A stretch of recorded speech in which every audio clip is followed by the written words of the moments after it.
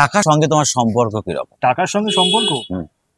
আমি অনেক হুম, বলতে পারো যে আমার সাথে সম্পর্কটা হচ্ছে ওই অনেকটা বা মানে আমি খুবই সম্মান করি টাকাকে, হুম, and the way I earn it, হুম, কিন্তু তারপরে হুম, খুব একটা থাকতে চায় না, চলে যায় নিজের মতন, এটা একটা হতে পারে।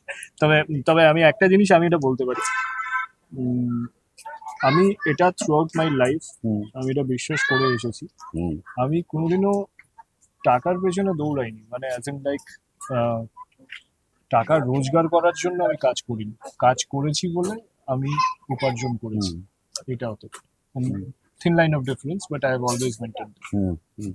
সেভিংস নিয়ে তুমি মানে আই যেহেতু save to invest, hmm, there is nothing called savings, মানে তো এই হুম, বাজারে দাঁড়িয়ে হুম, এখন যেখানে রয়েছে তুমি হুম, যদি মনেও করো যে আমার সেভিংস আছে হুম, আমি সেটা দিয়ে খাবো, হুম, হবে না, ইউ হ্যাভ টু ইনভেস্ট। হুম, ঠিক আছে, তুমি সেভ করো হুম, টু ইনভেস্ট। হুম, এবং 2011 থেকে আমি স্টক মার্কেটে ধরো হুম, আছি, ঠিক আছে, আছি মানে এখন গত 1 বছর আমি নেই, আমি কিছু করিনি। হুম, 2011 থেকে আমি স্টক মার্কেটে ইনভেস্ট করি, যখন আমার কাছে পয়সা ছিলও না, এমনও হয়েছে যে আমি মাসে 500 টাকা 1000 টাকা হয়তো ইনভেস্ট করেছি, হুম, সেটাও হয়েছে।